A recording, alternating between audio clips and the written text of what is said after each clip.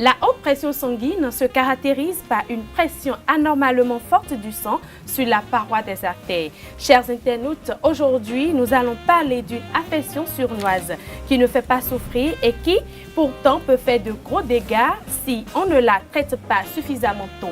Il s'agit bien sûr de l'hypertension artérielle qui touche un nombre important d'Africains. L'invité de ce numéro de votre émission Bien-être et Santé est bien sûr Dr Josué Anagoke, assistant cardiologue. Mais avant de le retrouver, nous allons faire un tour du côté des tradithérapeutes ainsi que chez les citoyens. Et pour finir, Chris Nasserou nous parlera des avantages à consommer l'orange. Vous êtes bel et bien sur votre émission Bien-être et Santé. Bonjour et merci de rester avec nous. Selon l'Organisation mondiale à la santé OMS, 30% des hommes et 50% des femmes âgées de 65 ans à 75 ans sont plus exposés à l'hypertension artérielle. Alors, existe-t-il un mode de traitement naturel pour guérir ce mal? Écoutons le tradithérapeute, il nous en parle. L'hypertension est une maladie grave. Disons, c'est une pression artérielle un peu plus élevé que la normale. Hypertension et non yorodo dit si azon. Azon ene on enya azon de bo sien mon koton bo nous mais on do dijewe o. On tona no ho rugan de no ho do dai. Nous mina bo azon mon koton.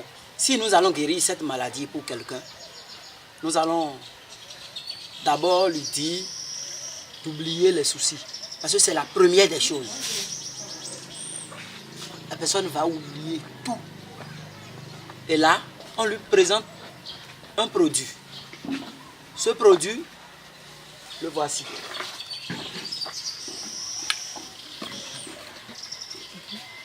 La personne va mettre ce produit dans le jus de coco ou bien eau de coco. Eau de coco, ça va jusqu'à 4 litres. La personne met tout le produit dedans. Il va prendre un petit verre matin, un à midi et un le soir. Quand je dis petit verre, c'est verre à madère. Talopénie. Donc, mais des tensions aussi en zone nous mettons à compter, à massiner, mais on a à massiner. Mais on a mon agon, mettons, agon drou, mettons ici. Ben on a payé les tri, mais on a quand à massiner l'ordre, à consigner si on met. Et là, il veut le pot sans ans. Veut le pot, oui, mais veut le pot à 100. Badano. Et là, nous avons mentionné avant. Là, il doit tout analyse. Et ça, on a constaté. Ils ont une bien boulot comme toi. Nous, et maintenant, dans même mi-temps, ça me montre les dos à son parce que tout est provoqué aujourd'hui. Je peux vous donner une plante qui a servi à la fabrication de ce produit. Et vous connaissez ce qu'on appelle basilic. Basilic. Et nous avons tiayu.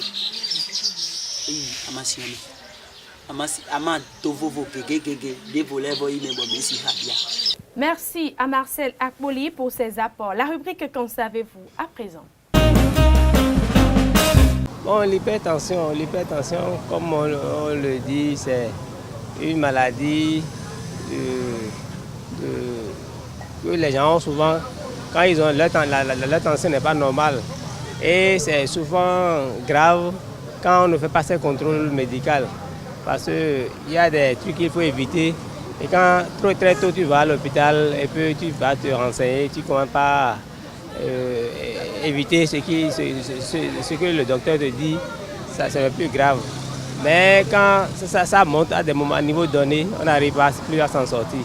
Donc c'est une maladie de tension, soit c'est trop dépassé ou bien c'est trop bas et il faut que le médecin te conseille, tu apportes du médecin pour qu'on te dise ce qu'il faut faire immédiatement.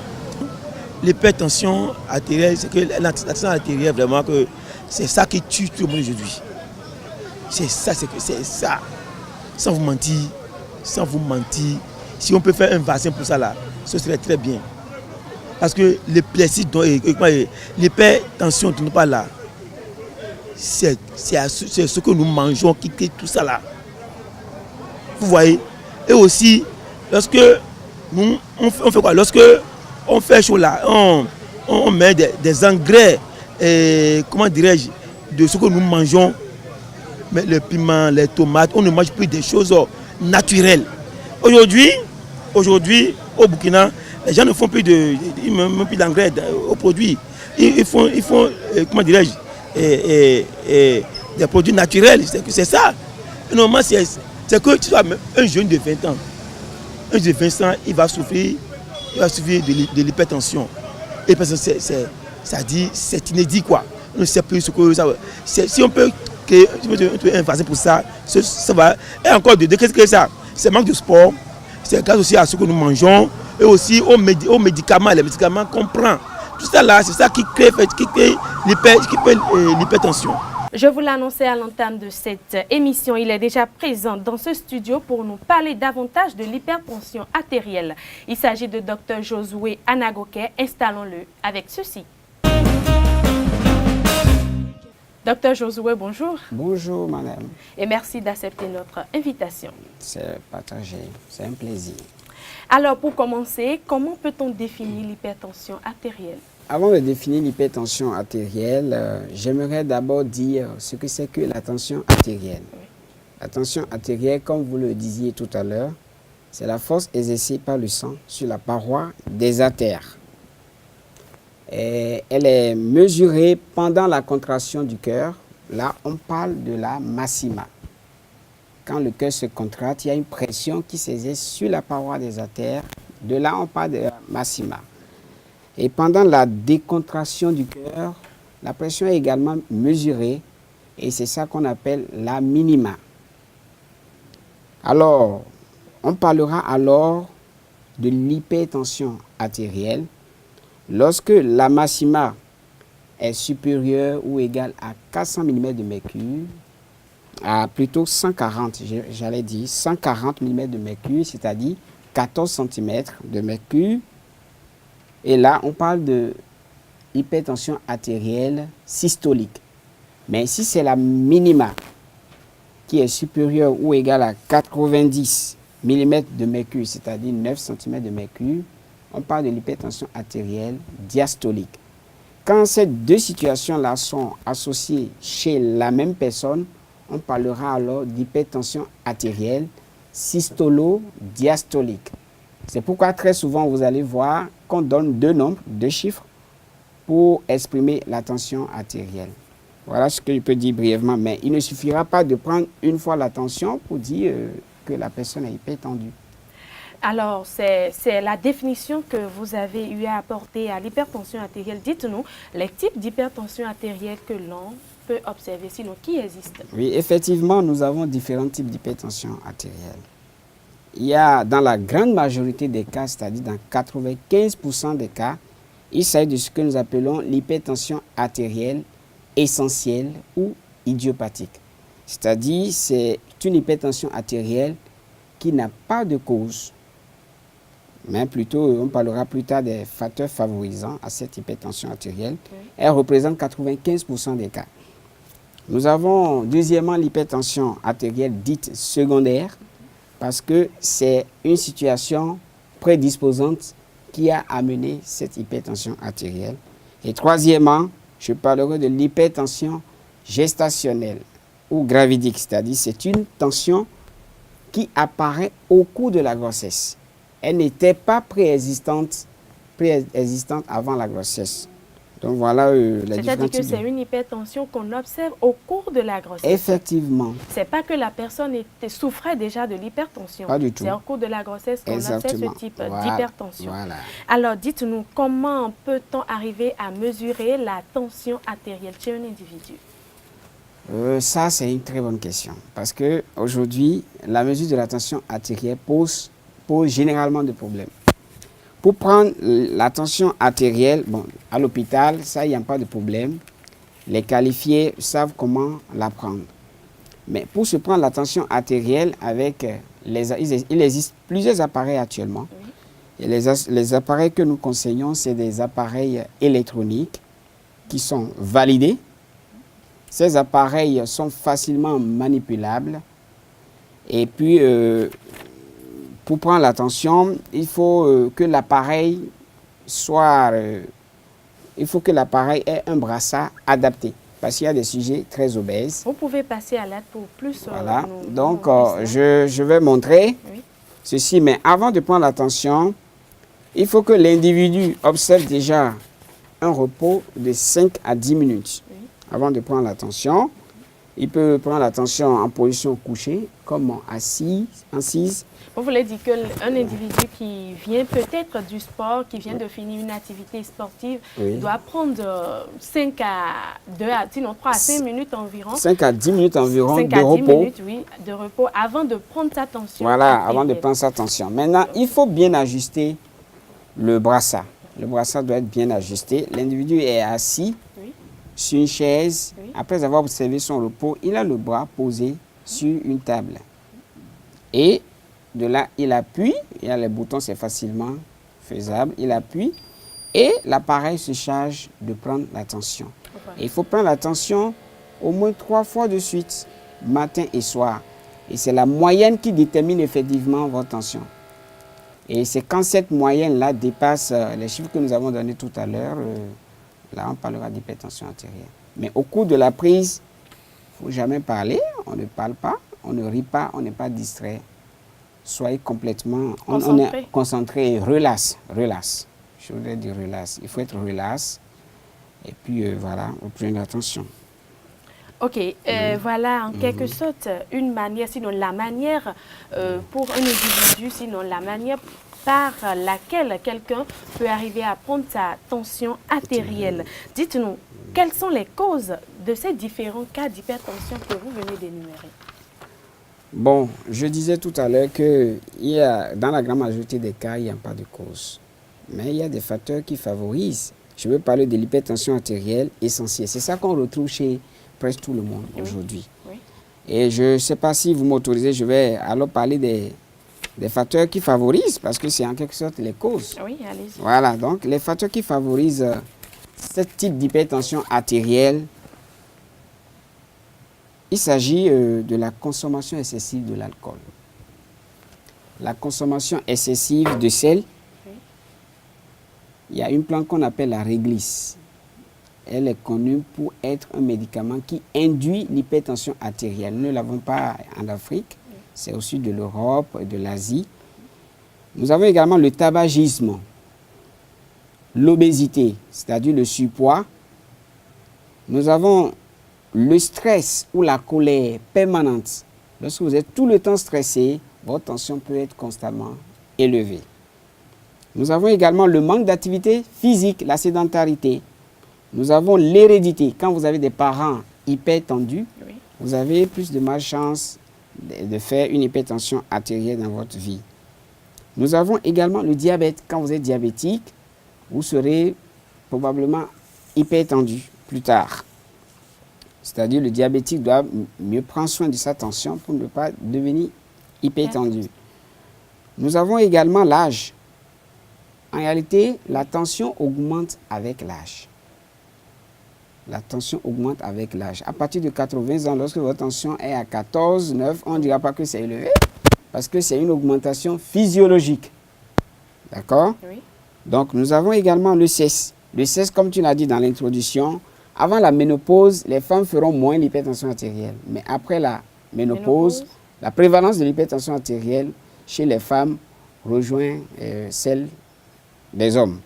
D'accord? Oui. Nous avons également, pour ne pas tout citer rapidement, je voudrais parler de la prise de certains médicaments. Il y a les anti-inflammatoires, les corticoïdes. Mais ça va vous surprendre, la dépigmentation peut donner l'hypertension artérielle. La dépigmentation. Exactement. Parce que a priori, c'est des produits qui sont faits à base d'une substance qu'on appelle les corticoïdes. Ces corticoïdes peuvent pénétrer le sang. Lorsque vous passez sur la peau, ça peut entrer dans le sang et entraîne une rétention d'eau et de sel, d'où l'élévation de l'hypertension artérielle. Celui qui se dépigmente, il peut devenir hypertendu comme diabétique à cause de ce qui passe sur les... Maintenant, enfin, on ne pourra pas tout citer. Il y a les pilules. Oui. Les pilules, la contraception, les médicaments de contraception oraux. Donc, ça peut être responsable de l'hypertension artérielle. Ce n'est Artérielle. pas chez tous les individus, mais quand on en découvre, il faut arrêter et passer à une autre méthode contraceptive. Donc, c'est tout ce que je peux dire pour le moment sur la cause de ce type d'hypertension artérielle. On avait parlé d'une deuxième cause, ça c'est l'hypertension artérielle secondaire. Par exemple, si vous avez un problème rénal, vous pouvez faire l'hypertension artérielle. D'accord? Maintenant, il y a l'hypertension artérielle gestationnelle. Ça, c'est lié à la grossesse. Ça, je ne vais pas me mettre à expliquer par quel mécanisme, mais la grossesse peut provoquer une hypertension artérielle. Artérielle. Voilà. Alors, dites-nous, docteur, comment pourrait-on savoir si l'on souffre d'une hypertension ou d'une hypotension après la prise de la tension artérielle? Voilà, je disais tout à l'heure, lorsque vous prenez votre tension et vous faites la moyenne, si cette tension... Comment le calcul se fait déjà? Voilà, il faut prendre, puisque j'ai parlé tout à l'heure de deux valeurs. Une valeur que j'ai appelée maxima et une valeur que j'ai appelée minima. Oui. Il faut prendre les trois valeurs de la maxima. Si vous avez pris 3 fois la tension, vous avez un chiffre en haut, un chiffre en bas. Il faut additionner les chiffres qui sont en haut et vous divisez par 3. Là, vous avez la moyenne. Ok. Les chiffres qui sont également en bas, vous les additionnez et vous divisez par 3. Dès que vous constatez que constamment, à plusieurs reprises, vous pouvez le faire matin et soir, Oui. à plusieurs reprises, vous voyez que c'est constamment au-dessus de 14. C'est-à-dire à partir de 14 et plus pour la maxima. Mais apparemment, nous sommes en face d'une hypertension artérielle. Lorsque la minima est au-dessus de 80, à partir de 80 et plus, Oui. millimètres de mercure, c'est-à-dire 9 cm de mercure communément, et on parlera également d'hypertension artérielle. Les deux peuvent être associés. Maintenant, l'hypotension artérielle, c'est quand la tension elle est très basse. C'est des circonstances un peu rares, mais souvent des circonstances souvent urgentes. Il s'agit de celui-là qui fait la diarrhée, qui vomit, va perdre excessivement de sang et la tension chute, ou bien la prise anormalement ou bien dangereusement de certains médicaments qui peuvent faire baisser la tension en dessous de la normale. Votre tension est à 9, Oui. 8, mais elle est trop basse. Alors là, vous souffrez d'une hypotension. Voilà, ça c'est une hypotension. C'est des situations très rares. On ne pourra pas dire vraiment qu'il y a une hypotension artérielle permanente. C'est des situations rares qui amènent cette hypotension artérielle. Docteur Josué, avant d'aborder les facteurs de risque principaux face à ce mal, votre point de vue sur les deux éléments que nous venons de suivre? En fait, j'ai suivi avec attention l'élément qui vient de passer. Et je crois qu'il faut faire la part des choses. Le tradithérapeute parlait tout à l'heure de l'eau de coco, qu'il faut en disposer 4 litres. Et il faut y introduire le produit qui est censé traiter l'hypertension artérielle. Eh bien, de plus en plus aujourd'hui, l'eau de coco est incriminée dans les produits qui peuvent induire l'hypertension artérielle. La consommation excessive de cette eau de coco peut entraîner l'hypertension artérielle. Donc, chez nous, nous demandons aux malades de réduire ou d'ailleurs même d'arrêter, si possible, pour ceux la consommation de l'eau de coco. Voilà, donc, et puis de deux, il n'a pas précisé la durée du traitement. Alors que l'hypertension artérielle, c'est une maladie chronique, c'est une maladie permanente. Quand vous prenez des médicaments, vous devez continuer par les prendre pour que la tension soit maintenue à la normale. Quand vous arrêtez le traitement, la tension remonte. C'est comme un ressort. Dès que vous prenez une pierre, vous déposez là-dessus, le ressort va s'affaisser. Oui. Le ressort représente les médicaments. Dès que vous arrêtez les médicaments, le ressort remonte. Donc, c'est exactement ça. L'hypertension artérielle est une maladie chronique. C'est d'ailleurs la première maladie chronique, la plus dangereuse actuellement, à cause de la morbidité, de la comorbidité que cela peut entraîner. Voilà. Quels sont à présent les risques que courent les personnes souffrantes de ce mal, docteur? Ah oui, parlant de risques, ça, c'est parler des complications de l'hypertension artérielle.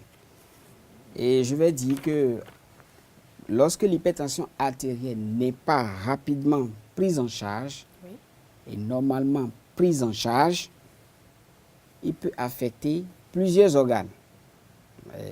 L'hypertension artérielle peut affecter directement le cœur. Et ça peut entraîner une augmentation du volume du cœur, de la paroi du cœur. Et c'est ça qui va nous conduire à ce qu'on appelle l'insuffisance cardiaque. L'hypertension artérielle peut évoluer vers les angines. Ça peut évoluer également vers l'infarctus du myocarde qui est mortel. Ça, c'est clair. Mais l'attention également, l'hypertension artérielle peut affecter les reins. Les reins et donner ce qu'on appelle l'insuffisance rénale. Vous n'arrivez plus à uriner, les déchets s'accumulent, et il faut commencer par faire la dialyse plus tard. Et vous savez ce que ça coûte aujourd'hui.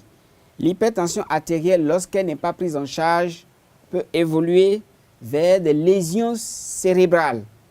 C'est-à-dire, je veux parler des accidents vasculaires cérébraux avec leurs séquelles handicapantes. Parce que lorsque vous êtes paralysé, vous devenez un problème pour la société, pour votre famille.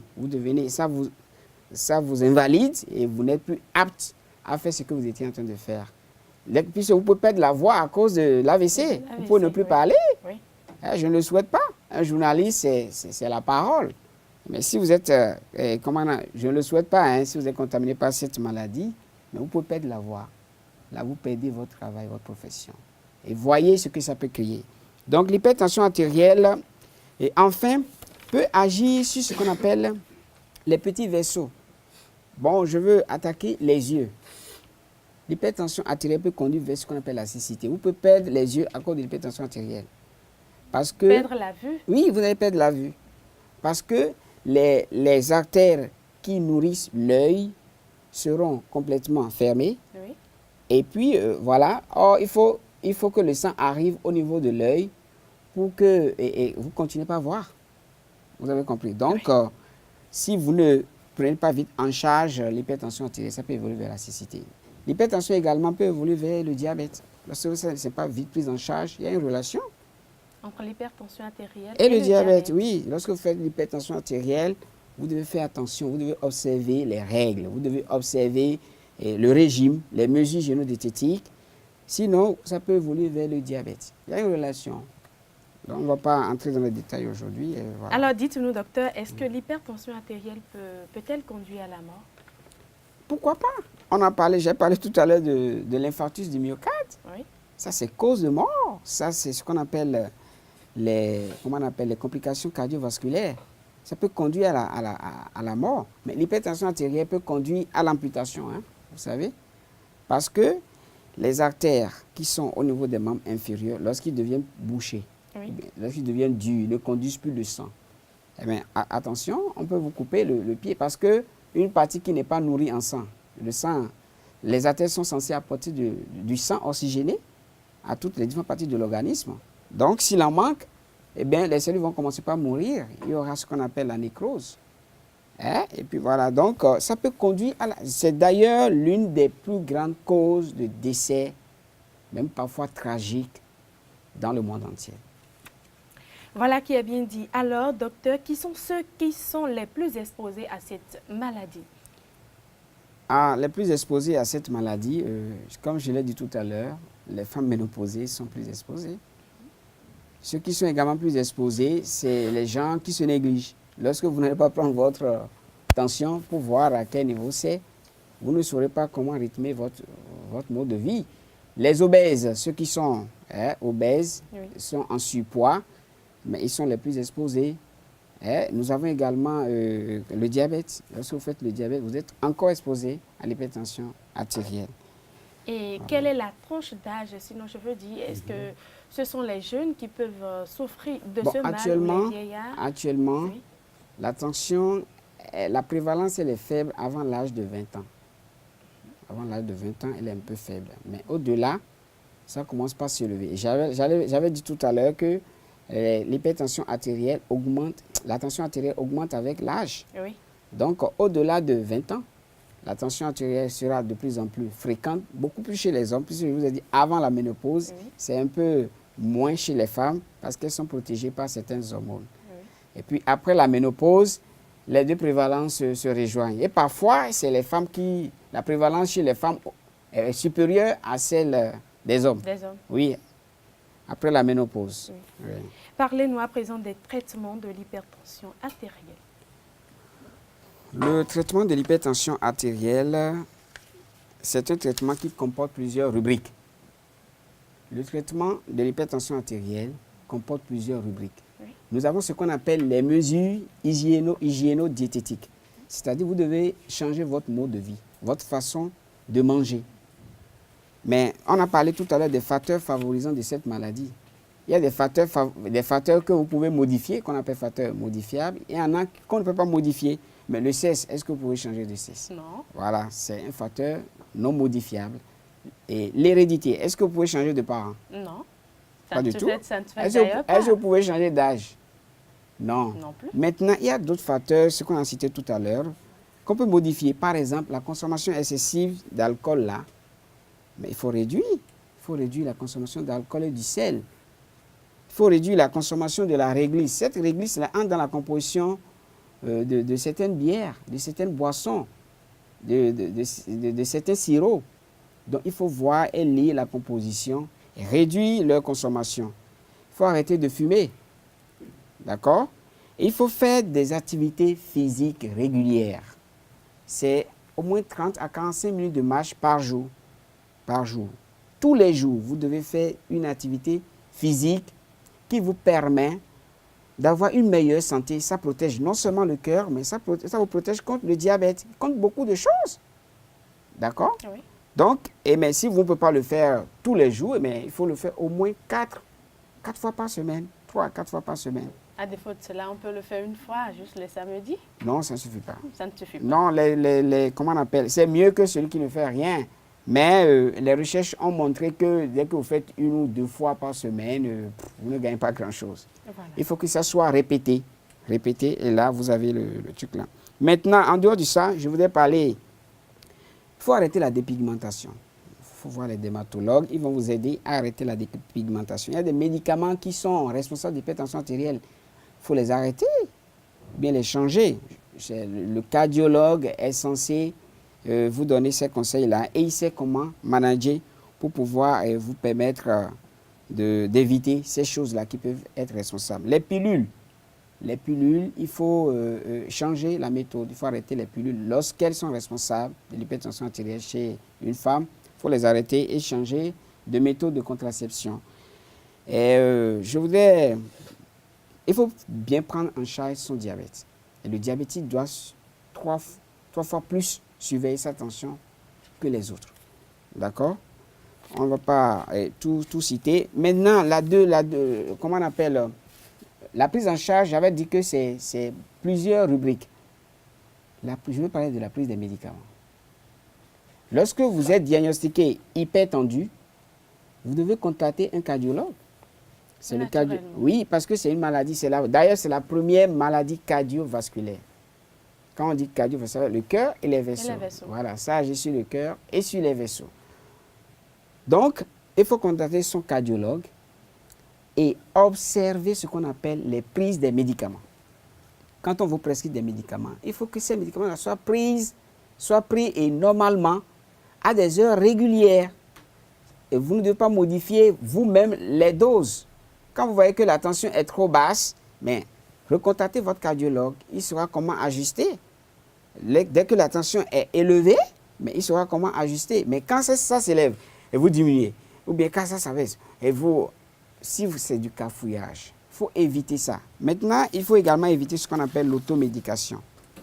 Voilà, donc ça c'est les paliers de la prise en charge. Hein, et il faut respecter également les rendez-vous. Ça fait partie du traitement de l'hypertension artérielle. Docteur Josué, on ne saurait tout dire aujourd'hui sur ce mal récurrent. Alors, des conseils ou des précautions à prendre pour l'éviter? Comme je vous l'ai dit, dans 95% des cas, on ne peut pas éviter une hypertension artérielle. Mais on a cité les facteurs favorisants tout à l'heure qu'on peut modifier. Donc, il faut essayer de changer son mode de vie. D'accord? Oui. Maintenant, si moi j'ai un conseil principal à donner aux gens, c'est qu'il ne faut pas se négliger. La négligence fait partie des causes de l'hypertension artérielle. Il faut se prendre la tension artérielle ou bien aller vous faire prendre la tension artérielle fréquemment. Hein? Oui. Et puis, ça permet de faire rapidement le diagnostic et de préconiser un traitement. Dès que le traitement est suivi, le traitement a bien commencé, oui, mais les risques de complications sont minimisées. D'accord? Oui. Donc, et à l'endroit de la population, moi, je dirais que les gens doivent se faire prendre régulièrement l'attention pour voir à quel chiffre c'est. Et si on leur précise des médicaments, il faut qu'ils respectent ces médicaments. Ils doivent éviter l'automédication et savoir que c'est une maladie dangereuse. Je ne l'avais pas précisé.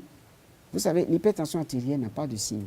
Je ne vais pas donner quelques signes. Bon, voilà, le temps nous presse. L'hypertension artérielle n'a pas a priori de signes. Donc vous êtes hypertendu sans le savoir. Il faut aller se prendre. Mais ça concerne tous les jeunes également. Vous devez aller vous faire prendre attention. Puis ce qu'on voit souvent, c'est lors des complications qu'on fait le diagnostic. C'est quand l'individu est déjà paralysé, ou bien l'individu a déjà fait son infarctus, ou bien l'individu est venu à une phase dite terminale, qu'on découvre que c'était une hypertension artérielle qui était en train d'agir. Ou bien c'est quand il a perdu la vue qu'on découvre, ou bien il va à une consultation ophtalmologique, on découvre que les yeux sont déjà atteints. Et de là, on les renvoie chez le cardiologue. Donc, il faut tout faire pour se faire prendre la tension artérielle. C'est important. Et je voudrais enfin demander que les gens évitent de prendre les tisanes. Ça complique la situation. Je ne sais pas. Je sais que les recherches sont en cours pour voir s'il y a des produits naturels qui peuvent guérir l'hypertension artérielle.